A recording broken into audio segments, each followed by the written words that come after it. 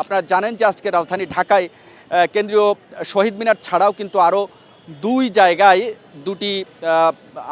আরও দুই জায়গায় এরকম সমাবেশ অনুষ্ঠিত হবে।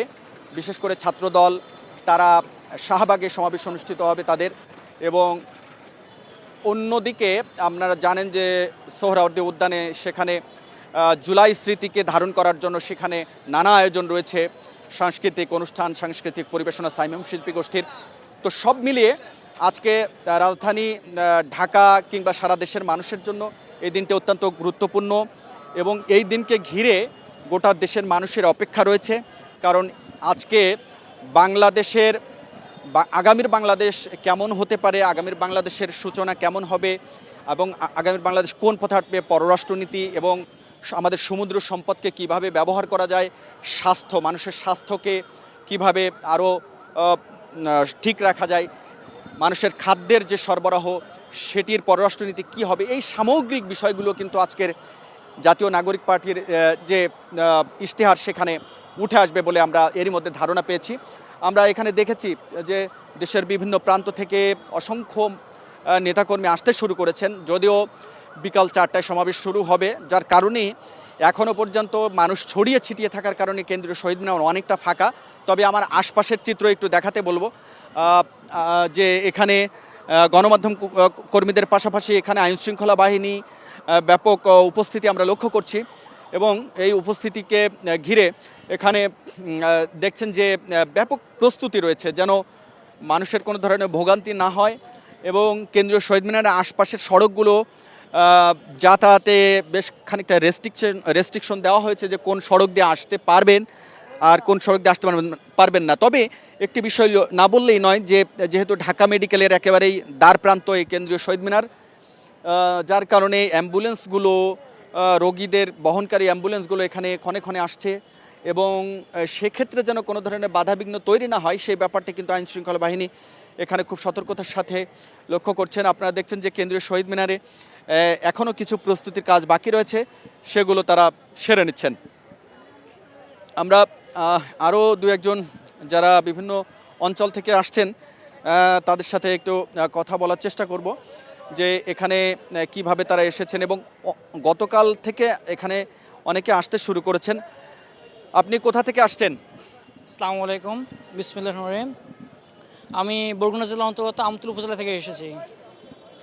এনসিপির এই জুলাই কর্মসূচির উদ্যোগে আমরা সেই সুদূর প্রায় 300 কিলোমিটার মতো দূরত্ব থেকে এসেছি।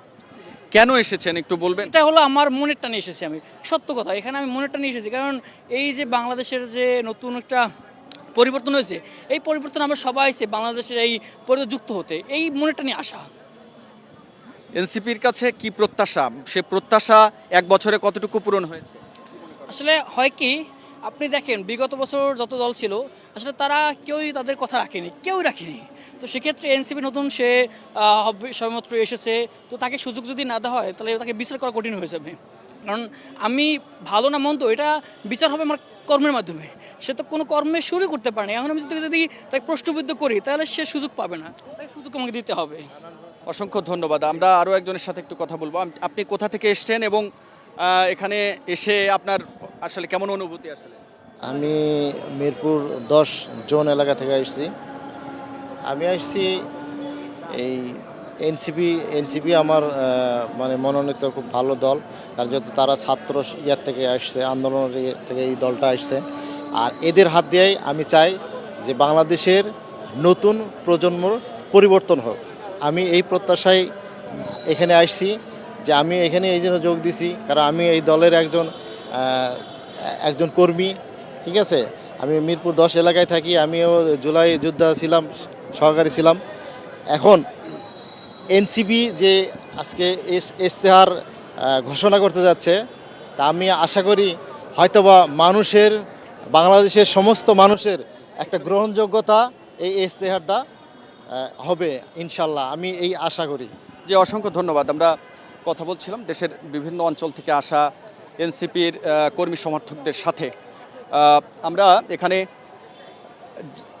দেশের বিভিন্ন প্রান্ত থেকে আসা মানুষের সাথে কথা বলেছি, তারা অনেকটা উৎসাহ উদ্দীপনা নিয়েই এসেছেন। কারণ আপনারা জানেন যে বিগত 1 মাস ধরে জাতীয় নাগরিক পার্টি দেশের বিভিন্ন অঞ্চলে দেশের বিভিন্ন জেলায় তারা মানুষের সাথে কাছে গিয়ে মানুষের ডোর টু ডোর গিয়ে তারা কথা বলেছেন এবং মানুষের আশা আকাঙ্ক্ষার বা তাদের সুবিধা অসুবিধার কথা বাংলাদেশের নতুন অভ্যুদয়ে তাদের চাওয়া পাওয়া কী সেই কথাগুলো তারা শুনে এসেছেন। সেই আলোকে আজকে কেন্দ্রীয় শহীদ মিনারের সমাবেশে তাদের সেই ভাষাগুলো প্রতিফলিত হবে, মানুষের আশা আকাঙ্ক্ষার প্রতিফলন এখানে ঘটবে বলে এনসিপি নেতাকর্মীরা যারা এখানে এসেছেন সেই প্রত্যাশা করছেন।